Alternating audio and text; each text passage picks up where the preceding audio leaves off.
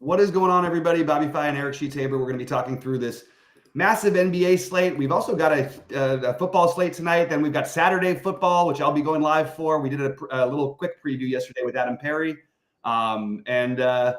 It's a first look at this slate for me was there's not a ton of value. And we've got Sheets trying to pull a Jordan game here. He's playing sick here.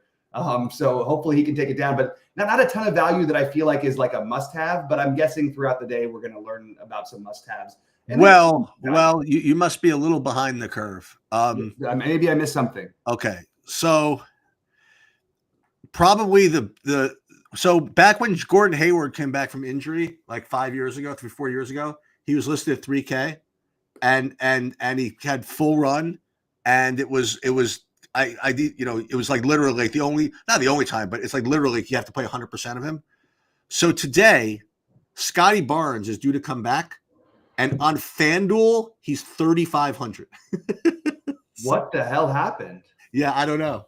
Just a complete misclick or something.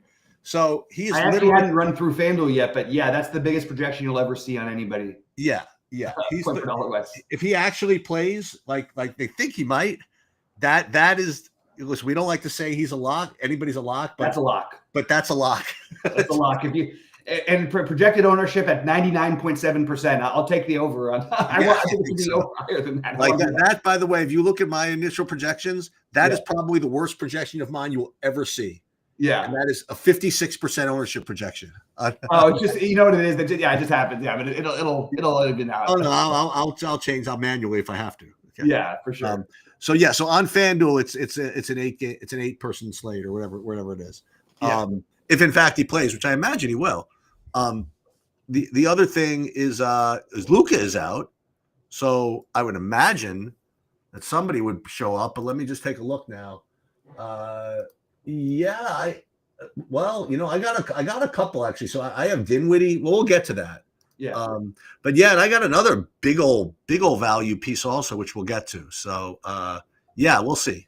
Yeah, absolutely. All right, well, let's jump into it. I'll pull up you guys screen up already. Charlotte in Washington. What are you getting here, Sheets? Because I'm like lower on this game than I thought I was going to be at the moment, even though there's some pieces that make some sense. So I don't have anything projecting. Again, you'll have to bear with me. Projecting that well from this game. I guess the top guy I would have would be Miles Bridges and Jordan Poole. Yeah. I'll let you take because I'm about to sneeze.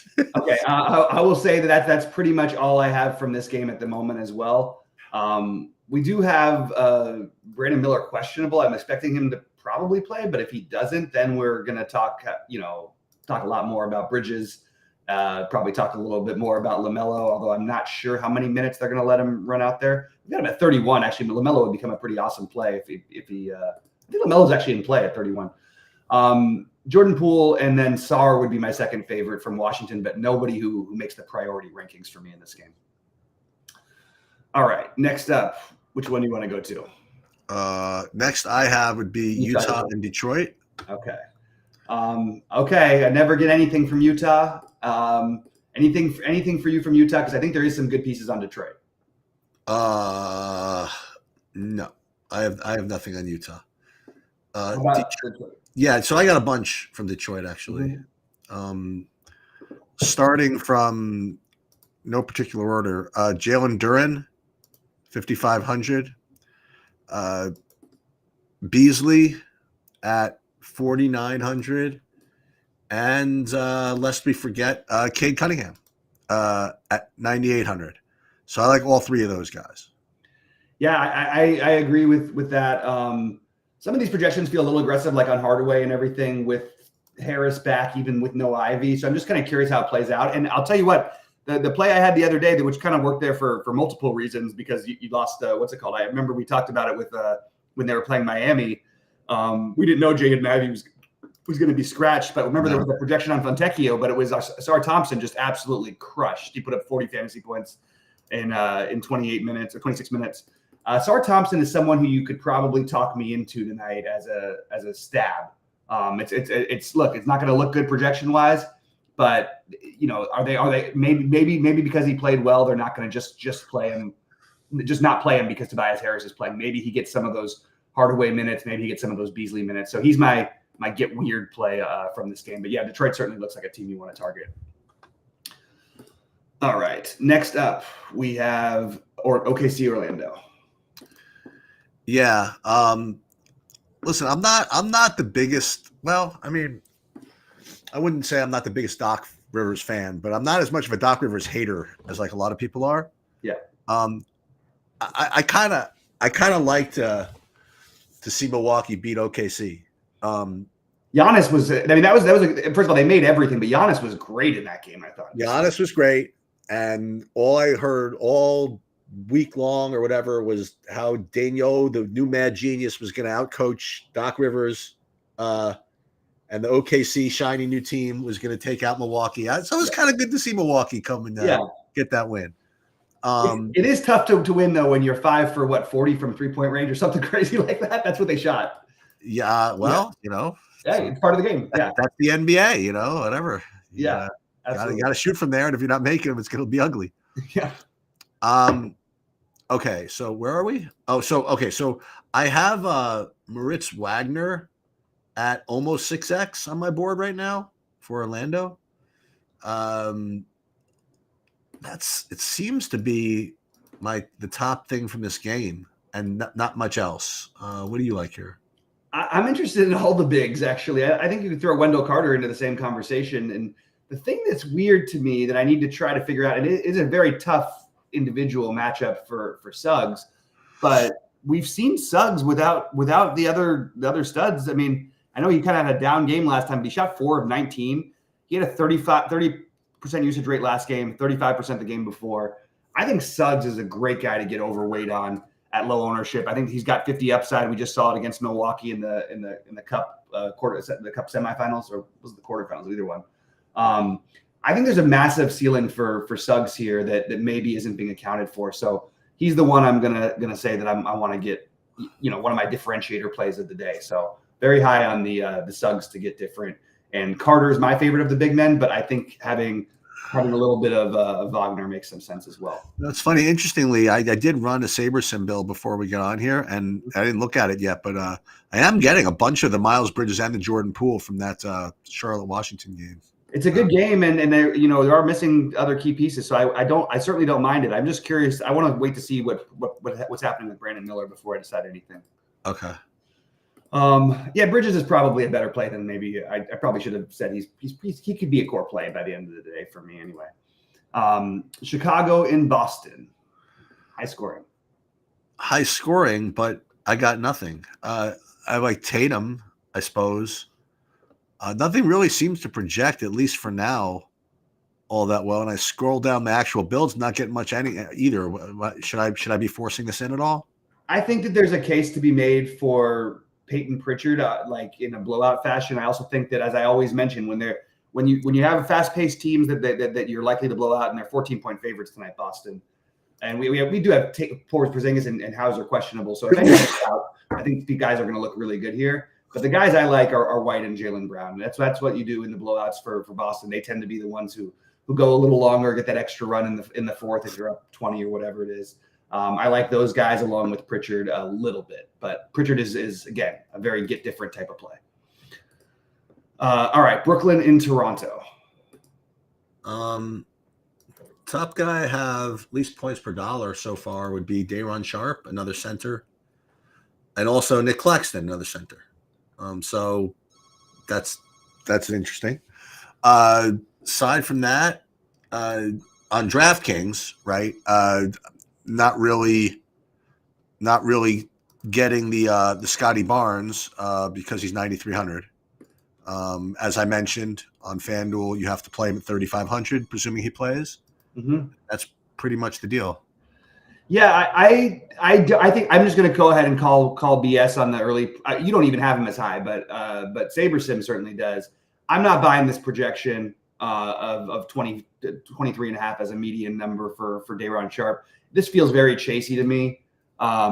Look, it's fine if we don't get other value, I guess, but I would rather just not do it personally. They do have, Claxton's available. And he's taken some minutes from him at times, but it's really like one game we're talking about that he had an outlier performance, and I don't really want to chase that. It does feel like we should do something with no Schroeder and no Cam Thomas, but I can't quite figure out whether it's only Ben Simmons. Is that it for me? I think you could make a case for Cameron Johnson, but I kind of want to do something here. It's probably going to end up being Ben Simmons, which doesn't feel great. But that's where I'm at with Brooklyn. And if Scotty Barnes plays, no interest in anything from Toronto. On DraftKings, on FanDuel, like you said, lock button Scotty Barnes.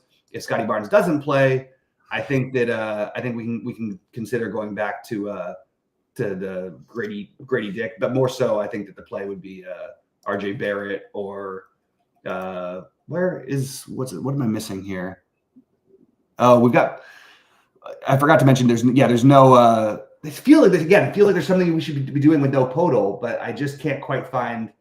I guess if you're getting Scotty Barnes back, that's why nothing's showing up. But if Mogbo starts, I mean, yeah, maybe not the worst thing, but yeah, not really much for me. I'm just sort of trying to think out loud here. All right, Golden State and Memphis. Yeah, this is where my top, point per dollar play so far on the slate is, and it's your man. It's the Zach Edey at 4,300. I have him significantly over 6x projection. I don't know if that's subject to whatever, but looks pretty good to me. I don't know what he's been doing, but that's where I'm at right now. Golden State and really not much else on Memphis. Golden State, really not much at all. So just kind of one off of Zach Edey. Yeah, I don't mind the 80 thing. I think that if it gets too popular, there's definitely a pivot. This is the kind of game that could go small, and it wouldn't be that difficult for Memphis. They have Brandon Clark starting. Brandon Clark is an interesting pivot off of Zach Edey. I mean, we know that he hasn't put up a ton of huge games, but he's had a few big ones recently.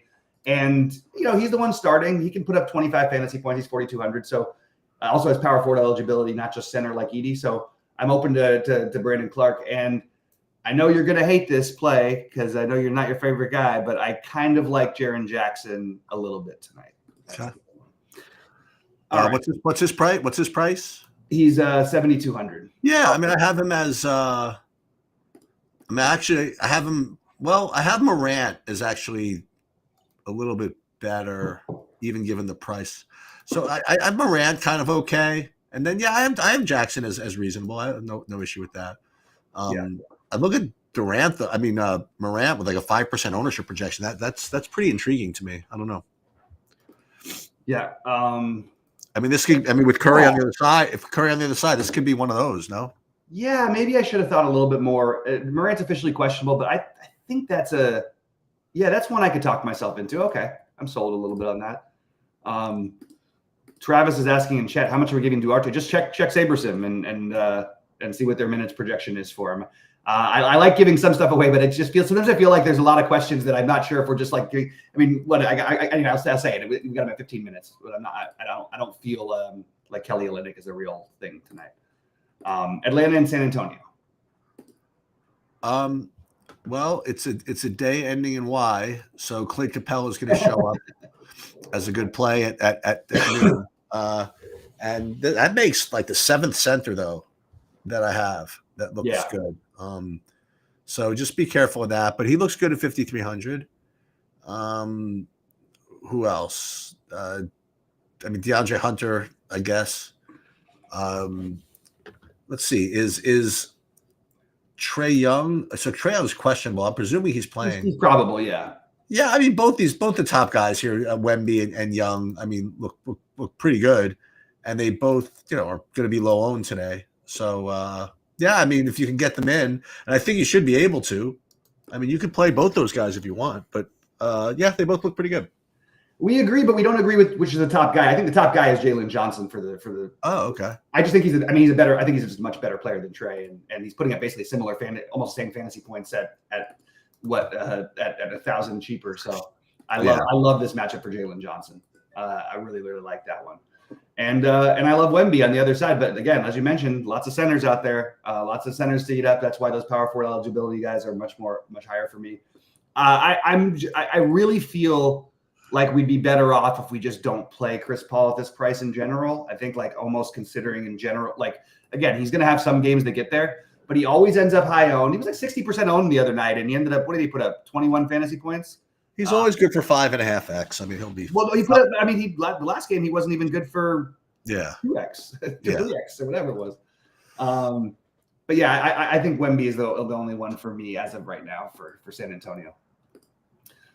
All right, New Orleans and Houston. This feels well. I mean, I have Missy as the 11th center I like tonight. But Houston, I do have a good projection on Dylan Brooks at 4,500. So I guess that's reasonable. Tari Eason 4,800. Van Vliet 7K is not bad either. That New Orleans, aside from Missy, I'm really not getting anything. Yeah, I think this could be a situation where our argument for backstacking like the games, because you've got questionable Şengün, Tari Eason, and Steven Adams.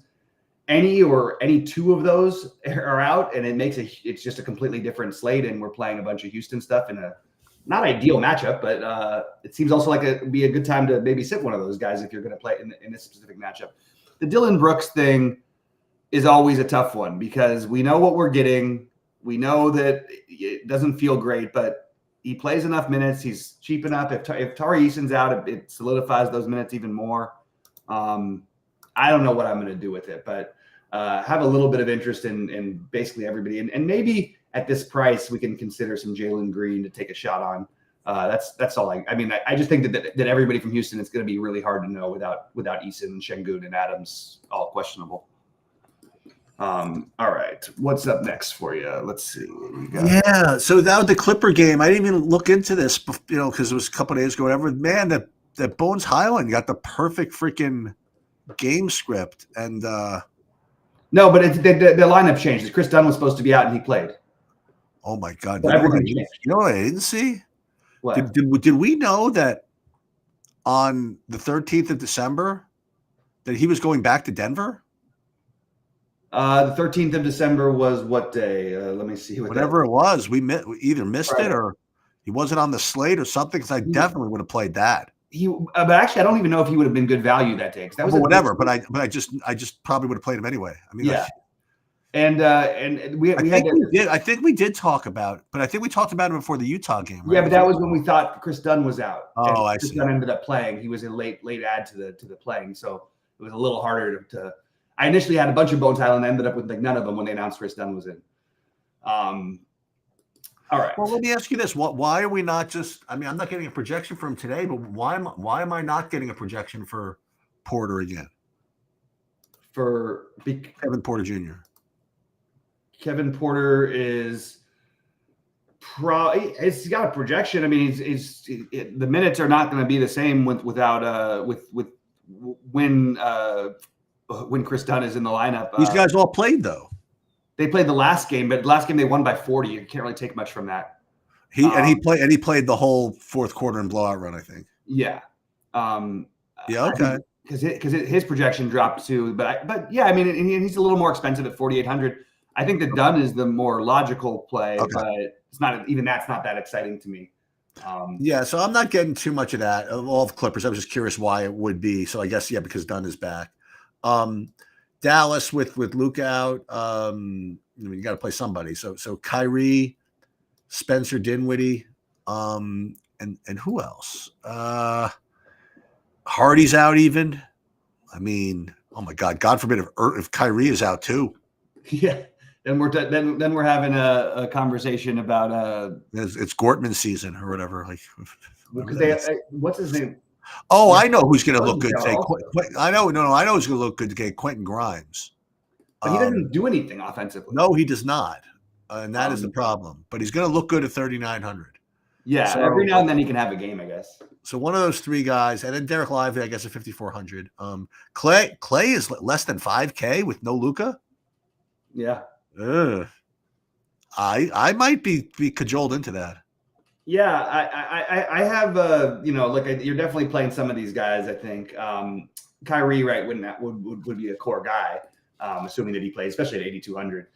I'm okay with the Grimes just because I think the minutes are pretty solid. But I actually think PJ Washington is the other offensive guy that could get things going, and I have no problem with Clay. So those are that's sort of the order I have it. And then Dinwiddie.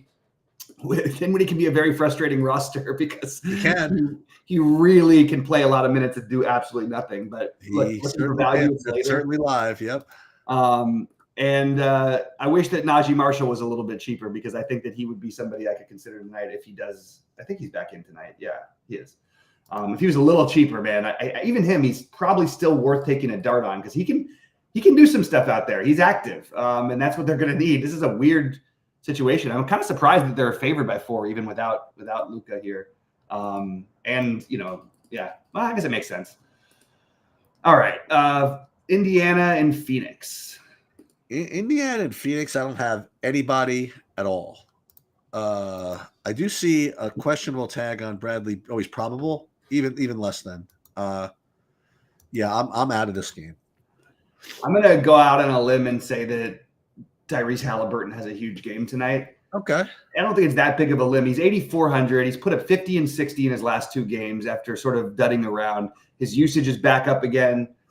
Phoenix plays fast. It should be a high-scoring game. Feels like the kind of game he could go off in. So I like the Halliburton play, even though the projections don't necessarily love it. And I can't get to anything on Phoenix. All right. So we talked about 100 centers tonight. Okay. Mm-hmm. Of different price tags, different values. Yeah, this is. I know we're gonna do this, Sheets. We're gonna do it. I mean, different reasons why you're supposed to play all these guys.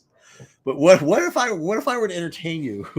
Someone's going to play 40 minutes going back to his home state. I don't really know how I fade this. Regardless of what the freaking projection says, and the projection isn't bad either, by the way. Right. So I'm just going to have to be the sucker and make sure that he gets in there. I mean, first of all, Towns has put up 55 or more his last 4 games. It's already not like an irrational play. I don't care at all about this weird thing people think about Gobert's defense. Whatever. It doesn't bother me the slightest bit, especially because Towns is a shooter. So he's not even going to match up with Gobert all that much because Gobert doesn't like to come away from the paint. I love Towns here. I'm with you. I'll take the revenge narrative. I'll take every bit of it. And speaking of revenge, there's another guy in this game who has a lot of revenge in his heart in general, and that would be Julius Randle on the other side from the same trade. Let's do it, Sheets. Let's play those guys at no ownership.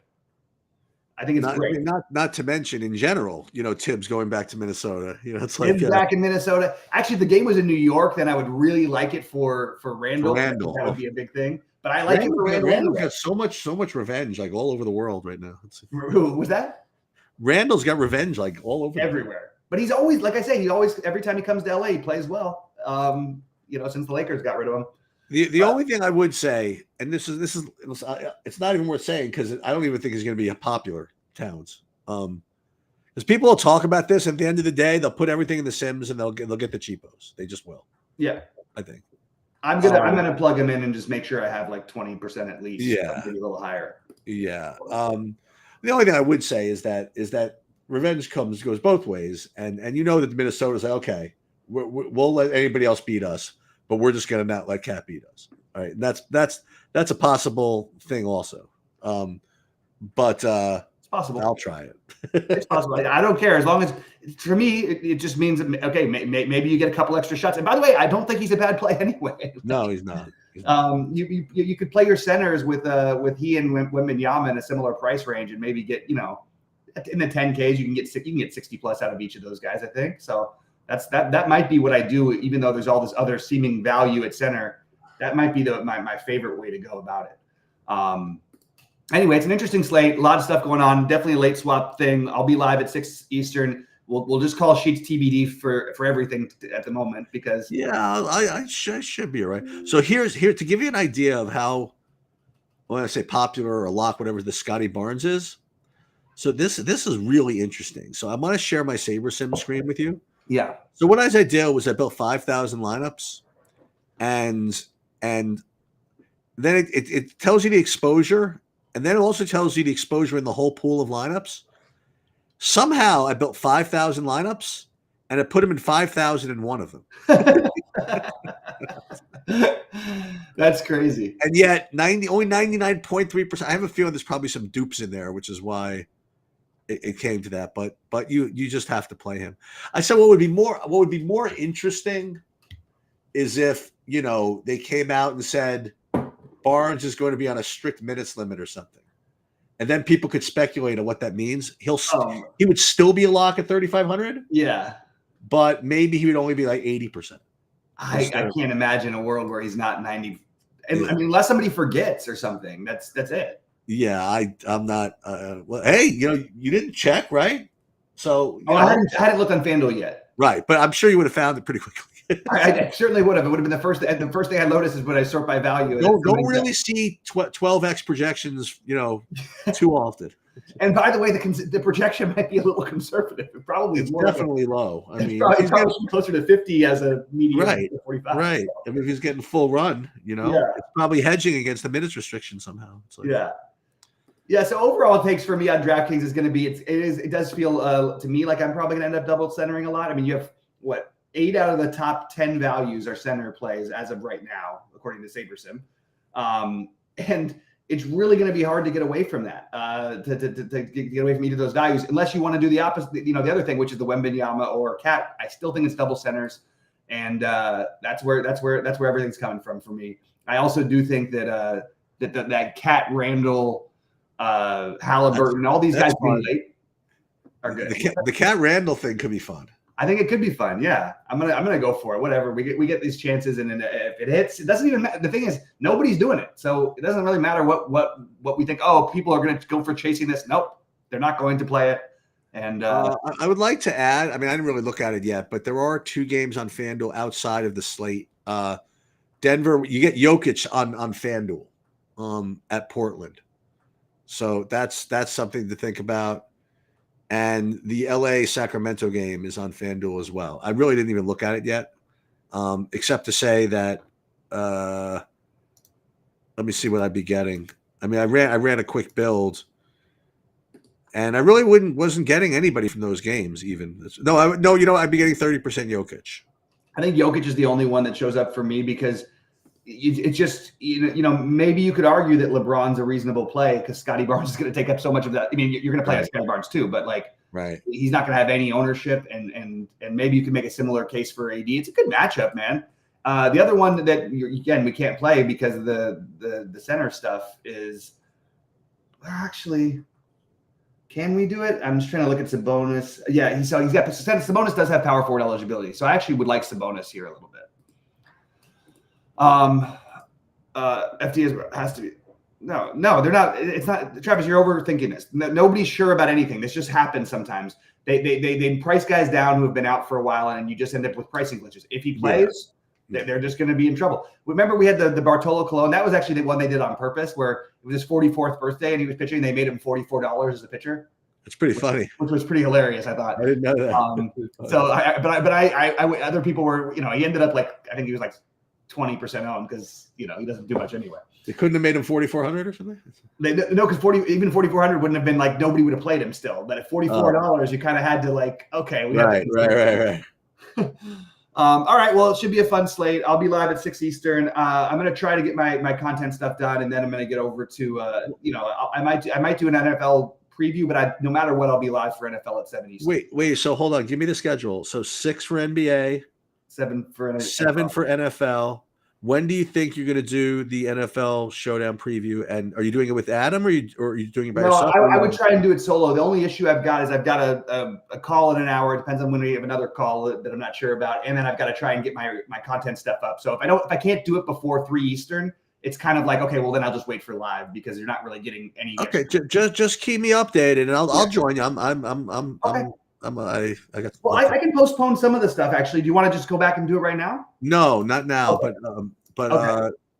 Actually, yeah. If you want to do it give me 10 minutes, maybe. Yeah. Okay. So around 12:45. Okay, perfect.